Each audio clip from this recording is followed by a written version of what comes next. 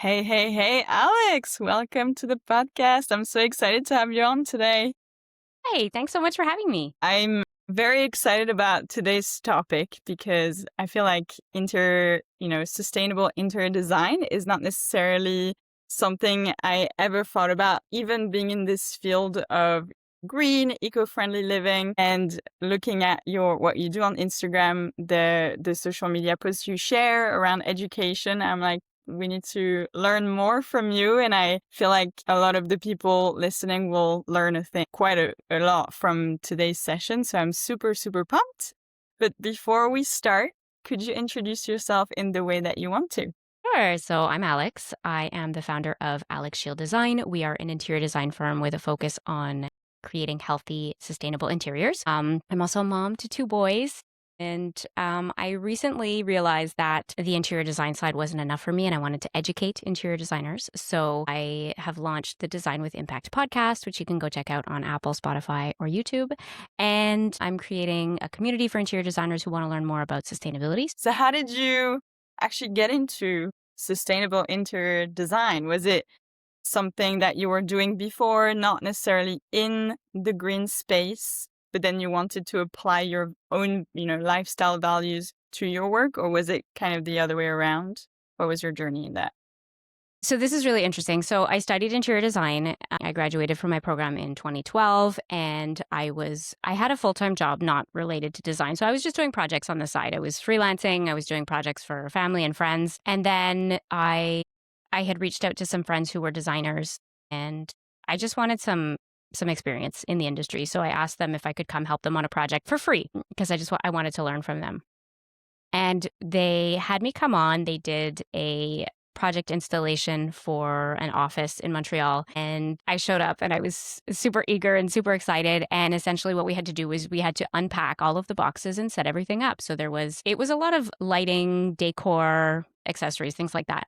And I couldn't believe the amount of waste we created from this relatively small setup. The furniture was already there. It was all smaller items, but every light fixture was in a cardboard box, which was completely enveloped in styrofoam, and there was plastic everywhere. And that was my first sort of look at what the interior design industry was really like. And I didn't like it. So I kind of took that and I was like, okay, how can I improve on this for my own business? But then what happened is I think it was 2015 or 2016. So again, I was just kind of still freelancing on the side, but I watched the documentary, The True Cost. And this documentary focuses on the social and environmental impact of the fashion industry, but it applies to everything and specifically, interior design in sort of the world I was living in. And it totally changed my life. You don't know what you don't know, right? And we don't see the people who are making the products that we're consuming, and we don't see the end of life of the product. So I didn't realize that people were working they couldn't even feed their family. They weren't making enough money to feed their family. And then they didn't have access to safe and healthy working conditions. And then, you consume this product, you don't see it, you purchase it, you consume it. And then I thought I was being so good by donating my clothes. And I didn't realize that a lot of the items that we donate, don't end up selling, and they end up shipped overseas, and they're either burned or dumped in a landfill. And so for me, this was like totally eye-opening, and my life just sort of pivoted from here because I started a journey towards zero waste. I tried to be a lot more conscious of my consumption and thinking about where things came from and the impact that it had. And I just started thrifting everything. But also, this is where I started really incorporating sustainability into my business. Amazing. And what was then that journey looking into implementing sustainability? You talked about waste. So from, this first information, I'm like, okay, so you started with trying to reduce the amount of waste, but maybe that's not the path that you took around like choosing materials and furnitures. Tell us more about like this next step that was like implementing sustainability into your day-to-day job. So it started with the waste for sure. And I also grew up in a household where we didn't waste anything. And it wasn't necessarily for environmental reasons. It was just because you didn't waste. My mom made everything from scratch. She would pick up furniture off the side of the road and refinish it, reupholster it, just because that's what she liked to do. And there's a thrill to that. There's an excitement to that. You find this treasure and you repurpose it. So I kind of had this ingrained in me a little bit as a kid and growing up. And so the waste was a really big thing to me, and sort of reusing. How can we reuse what we already have? And then I started thinking about, okay, well, when we get to the point where we need to buy new, what are the questions that we should be asking? What should we be sourcing? For every single product that I would source, I would think, who made it? What is it made of? Where was it made? How was it made? What happens at the end of its life? So I think for a lot of people that becomes very overwhelming.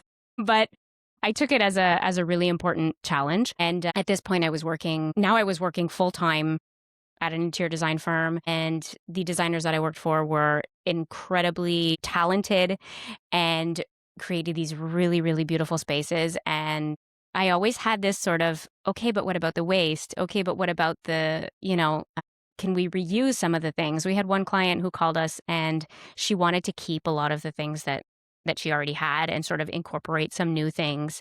And the designers just said, no, we should do everything new. And in the end, the client went with everything new. But in my my heart was like, no, but we don't want, this is going to end up in the garbage. And it's perfectly good. And she wants to use it. Why can't we use it? So for me, incorporating existing elements was super important. And then I was studying a lot on sustainability. And every day I was learning new things. And when I was pregnant with my son, I was designing his nursery. And this is when I started to learn about the chemicals, about the toxic chemicals that are in our furniture, our textiles, in the things that we bring into our home. And it became very overwhelming. And I remember sitting on the floor in my son's empty nursery, just feeling completely overwhelmed and stressed out because I couldn't find products that checked all the boxes for me. I was doing a ton of research, and it was hard. And I just thought, I can't be the only mom who wants to have a healthy home for her baby. So this was the turning point for me. This is when I decided I'm going to start my own business, and I'm going to design healthy, sustainable spaces, but I'm also going to educate, because people need to know. Not everybody knows that, what they're bringing into their home isn't good for their health. So this was sort of the next step for me. And I found too, working at the design firm, that I didn't fit anymore, because, they would come back from the showroom and they would be like, wow, look at these beautiful wallpaper samples. They're so nice. And I'd be like, oh yeah, pretty. And then the first question is, what are they made of? Right. So then I would look, and they were made of PVC, and I'd be like, oh, why would you want that in your home? But I was the only one there sort of with these thoughts. So I was like, you know what? I think I'm going to sort of really just do this on my own, niche down, and focus on what I see as valuable and what I think that people need in their homes. Okay. And if we think about like challenging maybe the way that the previous interior design firm that you were working at were doing things, do you think it was a problem of workflow, or how just the interior design industry is set up to be? Like, you're not solving a problem, you're solving a design problem, you're not solving like a functional problem. Is there, or have you thought about, like, since you left, I don't know, like ways that we could change that type of industry in thinking about the service that they're providing to the customers, if that makes sense? So I think it's about education. When I studied interior design, there was not one mention of sustainability. There was not one mention of using what you have. It was all about, you learn about colors and textures and patterns and space planning and function and how to design a kitchen and all of these things. And we talk about materials, but I think it's more focused on durability and, quality. But then you go out into the world, and what's available to interior designers, you sign up, and you sign up with a retailer, and you get a trade discount, and, you purchase from them, you make a bit of a commission, and you design beautiful homes. I shouldn't, not just beautiful. Obviously we study functionality and space planning and all of that as well. But there's not, maybe it's changed now, but when I was studying interior design, there was nothing, zero about sustainability. And I would love to see a program where, or a project within your design degree where you have to create something from waste, or create something using what exists already and not incorporating anything new. But so I think it's education. But even then, I think people know that there's a climate issue, but they're not necessarily ready to address it, or they don't know how to address it, or it can be very overwhelming. And so they just go what they know and they think, these products are available. How could they not be safe? There's, again, when I was designing my son's nursery, kids, where do they play? They play on the floor. they they're going to be on the rug. They're going to be crawling around on the floor. They're going to be in their crib. These are sort of the main areas where they are. And there's a lot of mattresses that aren't safe for babies. There's a lot of rugs that aren't safe for babies. And kids and babies, they're more susceptible to, their skin is thinner and they can absorb the toxins easier and quicker than we can. So especially for kids, we have to be so careful. But it's a lack of knowledge. It's a lack of education. And it's not because somebody just decided they didn't want to learn it. It's that nobody ever told them that there was an issue. It's so interesting because when I was researching a little bit of your work for this interview, I listened to a podcast episode that you did and talking about the absorption of baby skin from the mattress, the floors. And that's something that it's funny, it's physical, it's around you constantly, but you never think about the floor and how it can be absorbed by adults, but even less babies. And especially they sleep a lot, like they're laying down. The thinnest I'm guessing that their skin is, they're also the moment where they're the most on those mattresses and spaces. What other things did you discover in that sort of like health space that hasn't a consequence on babies or even adults? So unfortunately, there's a lot of things. Our upholstered furniture is mostly plastic. So we have petroleum foam, we have polyester batting, polyester fabric. It's all plastic. And actually, until just recently, I didn't like polyester because it won't break down in a landfill. But also a lot of these, if you go with performance fabrics, essentially they're just chemicals that are added to your sofa, and it's so that they don't stain, but they're actually really toxic. And there's flame retardants that are added to our furniture as well. But then more recently, there's been a lot of studies on microplastics. And so that makes the polyester issue even worse because your couch, your upholstered furniture is actually shedding microplastics. And what happens is, so these, if you're using non-natural, if you're using synthetic materials, essentially, there could be a lot of different chemicals. So like I said, there's flame retardants, there's PFAS chemicals, there could be phthalates, and now you have microplastics. And all of these particles end up in our dust. Where does the dust go? Mostly to the floor, where your kids are, where your pets are, but it also ends up in our air. And so we're breathing it in. So we are constantly breathing in these chemicals, these microplastics, and it can have a range of health issues, anywhere from, there can be asthma symptoms or, itchy eyes, runny nose, that kind of thing, all the way to more severe cases of liver disease, cancer, ADHD, developmental issues, infertility. Like, I'm not saying that your couch is 100% going to cause any of these things, but all of the chemicals that are in your couch are linked to significant health issues. And the problem is that we're bringing all of these things into our home, and homes are becoming more energy efficient as well. We're getting new windows, and we keep the windows closed in the summer because we have the AC on, and we keep the windows closed in the winter because it's cold and we have the heat on. And so we're never circulating the air. And so all of these toxins get trapped in our home, and our air quality indoors is often worse than outdoors. Yeah, those are things. And as I think also people are spending more time than ever in their home, working from home for a lot of people since COVID, and not having truly like 100% gone through the transition of going to work every day. And also, as you are saying, now that we are bringing more AC, I mean, we're seeing it with the heat wave happening in Paris right now. AC providers are fully booked. Everyone is installing ACs. And windows are staying closed. So it's definitely something we'll have to think about so much more now. And I'm glad that we're having this conversation. So now let's say I'm a client that is getting educated on this, and I'm like, okay, I have a fully furnished house. It's not a renovation project. What can that person do to make their, I guess, indoor life a bit more healthy? So I think it's baby steps.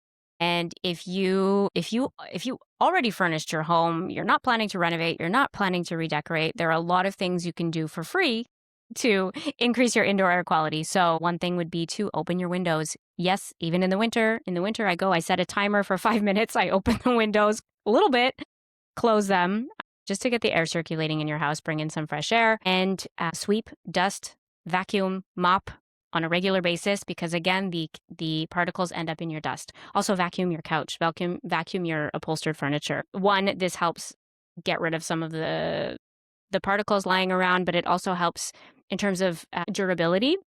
If you have a lot of particles in your sofa that are sort of rubbing up against each other, it can wear down the fabrics faster. So essentially it's just, try to clean as much as possible. You can invest in a air purifier, so get one with a HEPA filter. There's a lot of different brands on the market. There's higher end, there's lower end, but you can look at the different, compare them and just make sure you choose one with a HEPA filter, even if it's at a lower price point.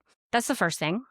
And then the second thing would be to just be aware of the issue. And the next time you want to replace something, well, now you know. So you can look for healthier alternatives. So essentially, we're looking for natural fabrics. We're looking for the furniture that is not upholstered. So case goods, something like, wooden tables and chairs. Look for non-toxic finishes, zero VOC finishes. And even then, if there is some off-gassing, it doesn't tend to off-gas for a long period of time. If we're talking about solid wood, try and avoid MDF if you can, because MDF contains adhesives that can contain formaldehyde that can off-gas for years. And then in your furniture, look for the healthy natural fibers, cotton, jute, hemp, wool. Those are all healthier options for your home. But it's definitely not sustainable to go in and rip out everything and redo everything in a healthy way. And the other thing is that there's always new information and there's always things that are changing. So every time I purchase something for my home, I have learned something new. And then I go, oh, I wish I knew that for my last purchase. But it doesn't mean I'm going to throw away the thing I purchased and then buy a new one. I think it's, just about having the awareness and asking the right questions, and then making the decision that works best for your family within your price point as well, within your budget. Yeah, that's a good point on the price point. I always wondered in the work that you do. I have, I guess, two questions in that. We've just talked about someone that doesn't need renovating. They can just do and optimize things in their homes the way that it is currently. But what is kind of the step for you where you're, working on a new client project? What are the things that you're going to look at first to do with them, or, partners to introduce them to? And then we'll talk about cost involved with those more sustainable interior design projects. So the first step is always looking at what the client needs, what their priorities are, how they want their home to feel, how they want their home to function. And then we do look at their budget and we prioritize based on the budget. I think, renovation is very different from decoration, so it depends on the project. But when we're renovating, how can we use the existing space? How can we use the existing footprint? If we need to tear down a wall, we need to tear down a wall, but we try to make the least amount of structural changes as possible, because that's where it can get expensive. We also try to deconstruct instead of demolishing, because when we deconstruct, we can reuse the materials. When we demolish, we're essentially just breaking everything to bits and then it ends up in the landfill. So how can we thoughtfully deconstruct? And then we're looking at the materials we're bringing into our home in terms of health, sustainability, recyclability, circularity. All of those things come into consideration. And then we look at waste management and how do we manage the waste or minimize the waste on the project. When we're looking at decor, again, we're prioritizing, where do you spend the most time? Where does your family spend the most time? Is it in, we spend a lot of time sleeping, so maybe we need to prioritize the beds, the bedrooms. Maybe you have a family room where your kids spend all their time, then we need to prioritize that room in terms of health. Yeah, and then we move into budget.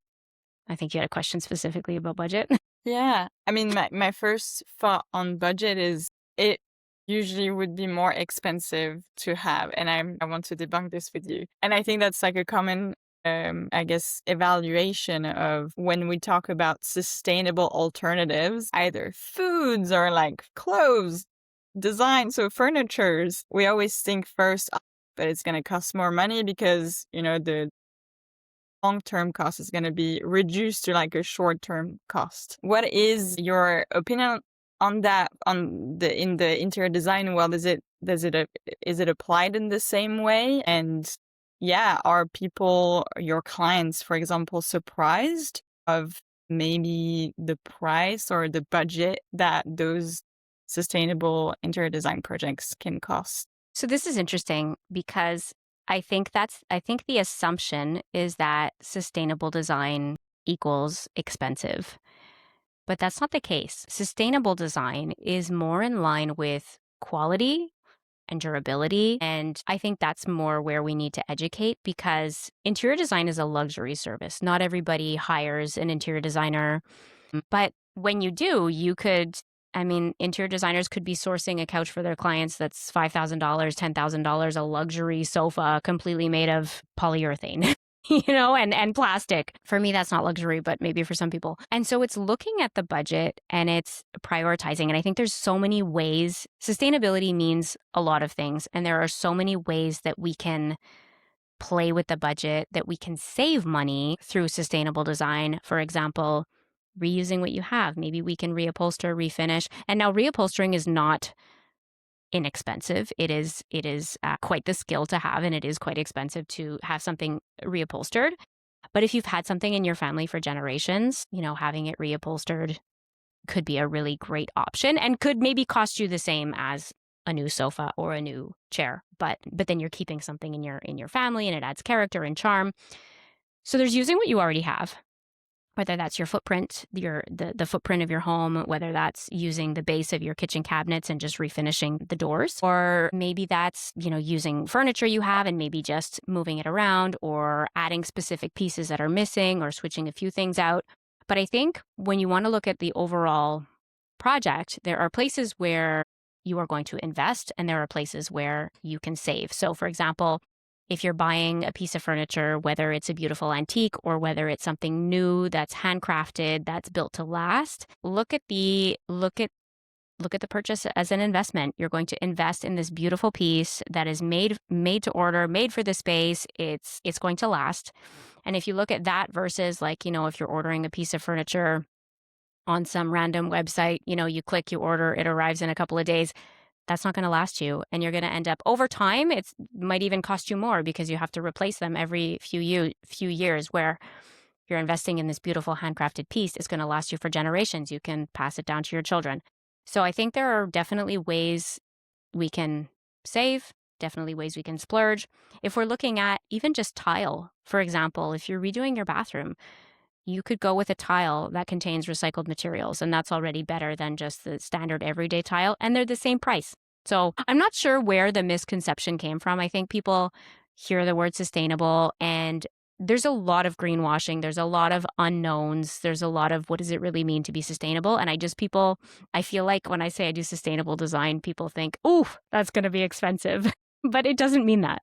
It's so interesting, and I love it because it kind of asks us the question, like, how much do we value the objects that we're bringing into our homes? I love the piece on the heritage furniture you're bringing from generation to the next, because it has some sentimental value that's an easy value to attach to a piece of furniture. It's not the same easy value that we can add to a new piece of furniture that's just joining the household, now. But I feel like we should place a little bit more of a, I don't know, like a long-term view on everything that we are buying. It's something that I've discussed a lot in other episodes, but tend to think that the resources we have in this world are infinite. You can go to IKEA tomorrow and get the same shelf like 100,000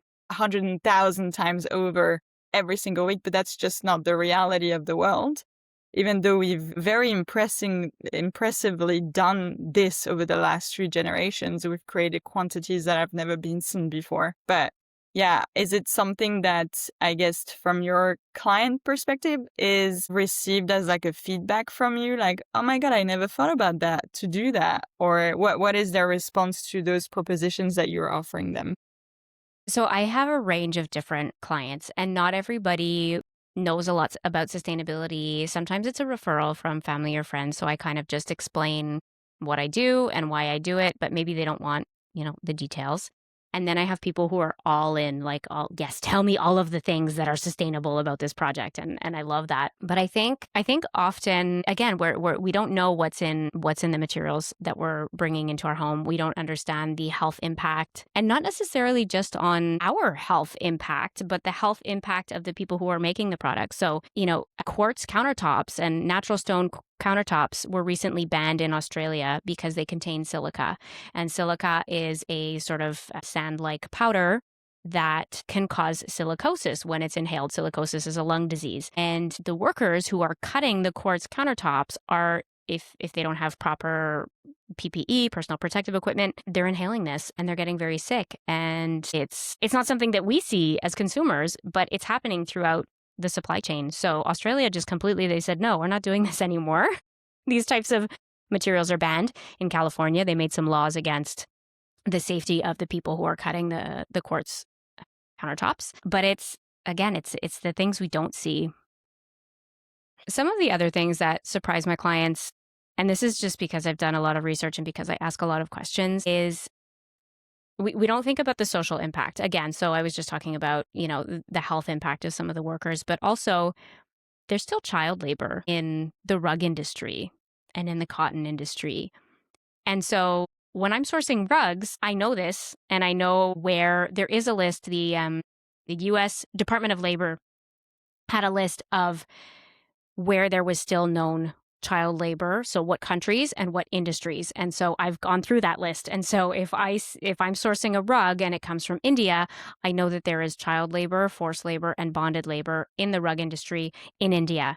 So I look for a certification. If the rug is GoodWeave certified, then I know that there's an organization that is looking out for these workers, they do surprise inspections, and they look throughout the supply chain to make sure that there are specific standards in place. So if I'm purchasing a rug that comes from India, I will only purchase it if it has the GoodWeave certification. But these are things that we don't know. People think that, child labor is a thing of the past, but it's not, unfortunately. So these are some of the things that are more surprising. I think also that not everything that is sold is, not everything that is the mattresses that we purchase are not necessarily healthy for us. They contain flame retardants, they contain different chemicals, and we sleep on these every single night. But people think that if you can buy it, it must be safe. But that's not the case, unfortunately. I like that idea too of trusting the manufacturers or the companies to give us something that is 100% safe, and realizing more and more then across many different industries, it is not the case because And it's so profit hard. is first. Yes, because profit is first. And it's so hard because there is so much greenwashing. I was in the store the other day and I was looking for a duvet insert, and there was this big insert and it said organic cotton. It said, like, in big letters all over it, 100% organic cotton. And I was like, oh, there's 100% organic cotton duvet insert? I'm like, that's amazing. And I went over, and everywhere I looked all over it to see, okay, but what is the filling made of? That's what I wanted to know. I was like, is the filling also 100% organic cotton? And I was so excited.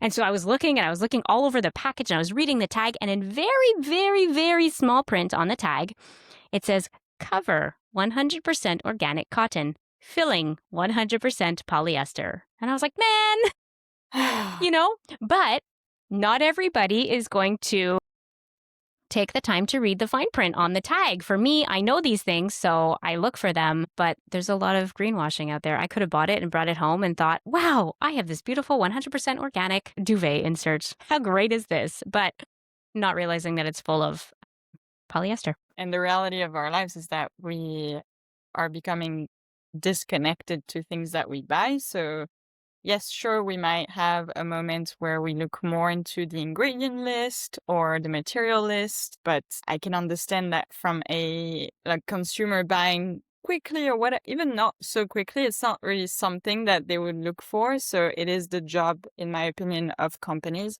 and also of educating yourself as a whole to get that information and just knowing. I think once you know, then the decision making is so much quicker and easier. And it does not like, it shouldn't have a weight on you to then like each and every decision is as difficult as the last one. Maybe on that point, are there certificate? It might vary per country, but are there certain certifications or labels that people could look at to give them an ease or an understanding that these furnitures or pieces of materials in a home are made a bit more safer and ethically? Yes, there are many, many, many, many certifications out there, and I'll give you a few. They are not perfect. The certifications will tell us each certification is very different, and you have to really understand the certification, I guess. So for example, Green Guard Gold. Green Guard Gold is a really great certification for wood furniture, for upholstered furniture. But essentially Green Guard Gold, it means that the product has been tested for thousands of different chemicals and is deemed safe. It doesn't mean that there are no chemicals, or it doesn't mean that there's no off-gassing. And it really only looks at the finished product. So it doesn't look at the whole supply chain of the product. But it is a good certification if you're looking for healthier furniture for your home. Okotex 100 is another really good certification. Okotex is also working on I think it's called Okotex Green is coming out soon, which is going to be an even better certification. Again, this is a product that has been tested for thousands of different chemicals. You will find it in polyester fabrics as well sometimes, but polyester, just keep in mind, there's still the whole microplastics issue. And again, it doesn't mean that there's no off-gassing. It just means that it's healthier, it's safer. Made Safe is another one. I don't have all the details on that, but it's another one that you can look up. There is, two really good ones. Really good ones are GOTS, GOTS is the Global Organic Textile Standard, and this is in relation to organic cotton. So if you are purchasing something that is 100% organic cotton, make sure that it is GOTS certified. GOTS actually looks at the entire supply chain, everything from growing the cotton and making sure that there's no pesticides, all the way to the finished product. And I think what can happen, like its end of life cycle as well. There's GOTS, there's GOLS, the Global Organic Latex Standard. So if you're looking into upholstered furniture, the healthiest option is if you can get 100% natural latex foam, and look for the GOLS certification. The GoodWeave certification, as I mentioned, for labor standards. Anyways, there's a whole bunch, but those are some of the main ones you can look for, more common. That's awesome. That's awesome. And in that, I guess, realm of educating yourself and education, you're now, as you mentioned in your intro, educating other interior designers, how to become more eco-conscious in their practice. So what is, I guess, the resistance that you hear most from new designers or like new attuned to sustainability designers when you go into that transition with them? That it's a lot. It's a lot, and I don't have time to research. That's what I hear the most. So people want to learn about sustainability. People understand the importance, but there are so many things to research. There's so many questions to ask. There's so much greenwashing out there. How do you know what's truly healthy for us? What's truly sustainable? And I think you talk about this a lot, but using the word sustainable, people don't even trust that anymore because there's so much greenwashing. And so that's really the biggest thing, is that the interior designers that I'm speaking to, they're running their own businesses. They're already busy. They are already, at max capacity, and they do value sustainability, but how do they really know? I went to a trade show recently, and I ask a lot of questions at trade shows, and I show up at all of the booths and I ask them what their products are made of and how they're made and where they're made and all these things. And I walked into this booth and it had a big banner that said, all of the great things about their brand, and it said sustainable. And so I said, oh, I'm going to go walk into this booth and ask some questions. I'm like, okay, so how are your products sustainable? And he told me pretty much everything about his business except for anything about sustainability. And so then I realized he didn't understand the question. So I started asking him about the products. What are your products made of? He's like, this is a beautiful polyester and this and this. And I'm like, okay, bye. I think brands are just using it. I don't know. They just said, oh, we'll just slap this sustainable thing up here and people will see it. And if people don't ask questions, they'll think that we're sustainable. Maybe I got the wrong Mm. rep. Maybe he just wasn't aware of how their furniture was sustainable. But that's what it is for the majority of people who want to learn about it. It's hard. I use this analogy a lot, but you can walk into a grocery store and see the different types of produce. You have the regular produce and you have the organic produce. And it says organic. And you can look at it and you can look at the price and you can say, okay, I'm going to do some research and I'm going to figure out which one is better for my family. And then you make that decision. But you can't walk into a furniture store. There's not like the regular couch aisle and the healthy couch aisle.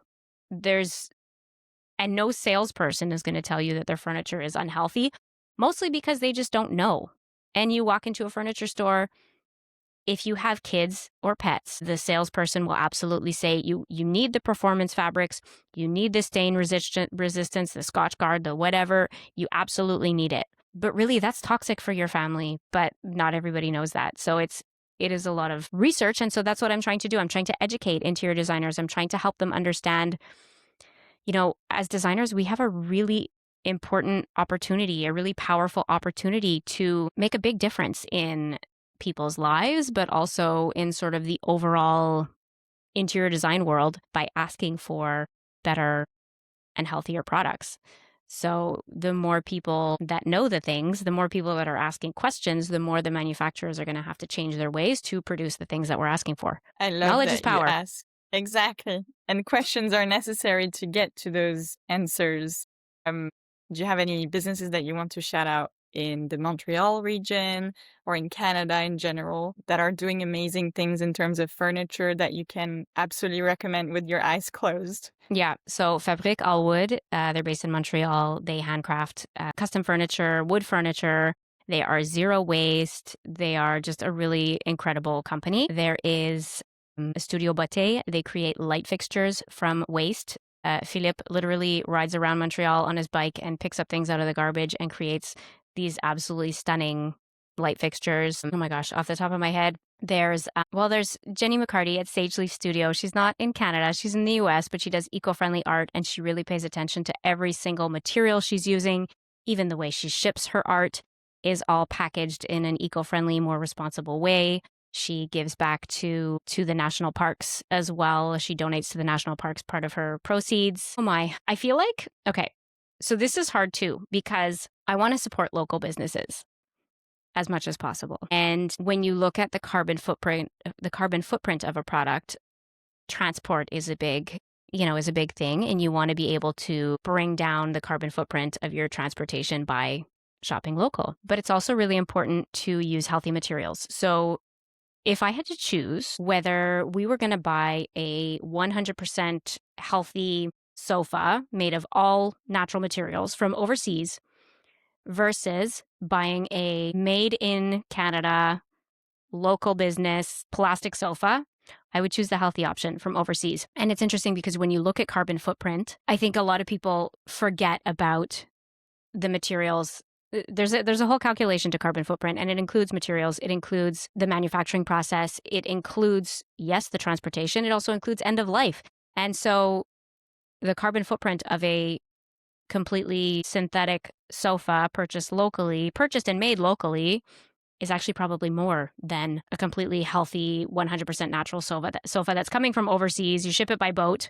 That's the lowest carbon footprint in terms of shipping. You ship it by boat and then it can just go back to nature and it, doesn't last forever. So I find there are some really great, and I know I'm missing a ton. There's Ours as well. I'm going back. Ours in Canada.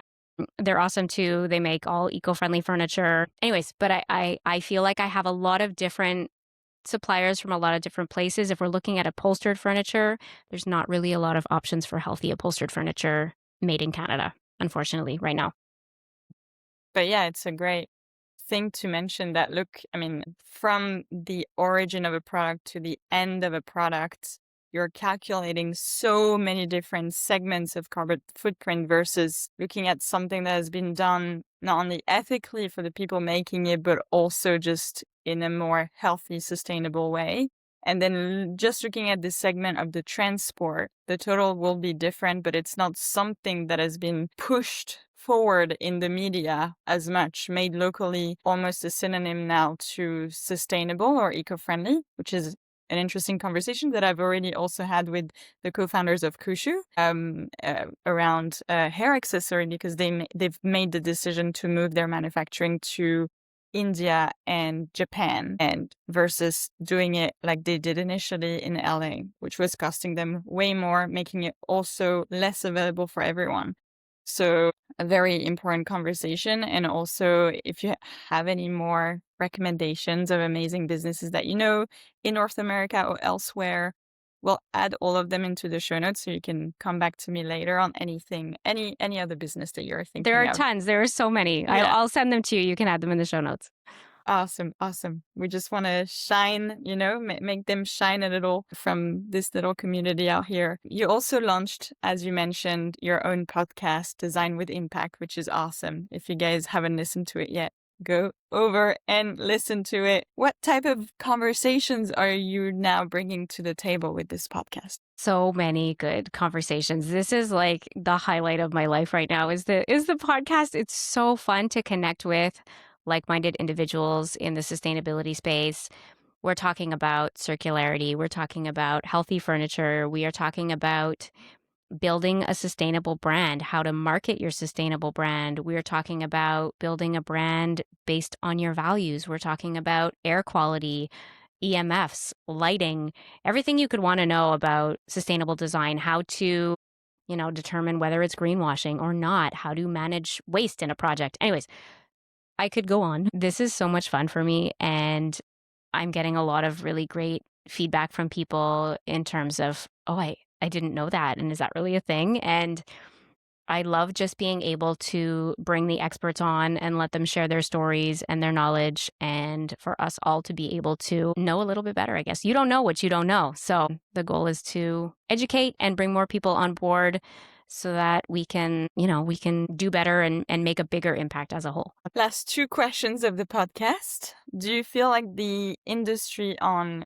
sustainable design is genuinely changing for the better? What's your view on that? I want to say yes, but I'm also in it. So I see the sustainable brands. I see, people making a bigger effort. I think that consumers are becoming more aware. I think there's more talk about indoor air quality. I think there's a lot of talk in the fashion industry about the fabrics that we're wearing. And I hope people are going to realize that that's important, for the sofas that we sit on and sleep on and the beds that we sleep on. I think the conversation is getting louder, and it's really, really exciting to see all of the new sustainable brands popping up. I'll just mention Kohler for a minute, because Kohler is, they've been around for decades. They do bathroom fixtures and faucets, and they now have a waste lab. And the waste lab, what they're doing is they're trying to find ways to create from their waste. So if there's a sink that has a chip in it, they can't sell it. What do they do with it? Or, they're using their pottery water and dust is left over. Usually they dump it. No, now they're going to make something out of it. So they're making all these really cool products from waste. So I think companies are just starting to be a little bit more innovative and a little bit more aware. And it's really nice to see the industry headed this way. Amazing. I feel like there is a shift too that I'm talking about with some of my clients that as we've already mentioned here, and we've talked about it on your podcast too, the word sustainable has changed. People don't view it in the same way. And so maybe putting the emphasis for the end consumer on health, like you've mentioned a lot in this podcast, can probably help these conversations go even further. First, I think people are intrinsically interested in how it will affect them. But then if they know that this decision is also going to improve the manufacturing, just the ethical aspect of a production, but also the end of the cycle, it just makes sense then. It's like an all-encompassing solution that is just better for you, better for the planet, better for the people making it. For sure. Now coming to the signature question of the podcast. What does the world you want to live in actually look like? I would love for us to all slow down and sort of take a step back. We need to simplify. For me, it would be living in a healthy home and growing my own food and sort of building this community of all the people who live around us. And we don't waste, we repair instead of replace. We all need to be more connected to nature in general, I think is really important. And I would really love for every retail store to only sell pre-loved items. So I think there's a whole mall in Sweden which is all pre-loved. I say pre-loved, but secondhand, thrifted, whatever you want to call it, vintage, antique. And I think I they also love repair pre-loved. pre-loved. Yeah, I know. Love it. Pre-loved. I would just love for that. Like I don't like shopping because my brain just goes off in a million directions and asks all these different questions. But I walk into a thrift store and it's so, there's like the thrill of the find too, right? And it's so exciting. And knowing that it has a history, I really love that. So I wish there was more of that. And I wish there was more of like, I know how to sew, but I wish that, I could bring my clothes somewhere to be repaired or to be altered or to be like, it's so hard to find people who do these things. I wish that this was more mainstream instead of just throwing everything away. But I'm seeing a surge in repair cafes around the world. Mm. And I can't wait for, if there is one thing that needs to come out of this AI era, and if it is going to solve, productivity issues in companies, I hope it's going to solve this, presence in our physical world. And for businesses like repair shops, like, your shoemaker to be actually your tailor, to be, for those professions to be enhanced in a sense, and for them to put more value on these people, which I'm really hoping will happen if all of us as business owners, we have less time to spend on our laptops working on Hmm. logistical things or just like Yeah. digital problems. That's my hope too. Yeah, I for loved your sure. answer. I loved everything that we discussed. Thank you so much, Alex, for everything you shared and your expertise in this space. I hope people will learn from not only this podcast, but every other resources that you're sharing in your podcast and your course soon, I think, right? I'm planning it. Yeah. I'm working on online training for interior designers to learn more about sustainability. It's in the works. I'm sort of trying to figure out what people want in terms of a training, and I'm hoping to have this ready early next year. Awesome. Amazing. Can't wait for it. Thank you Yeah. so much, Alex. Well, And thank you. we'll chat soon Okay. again. Thanks so much.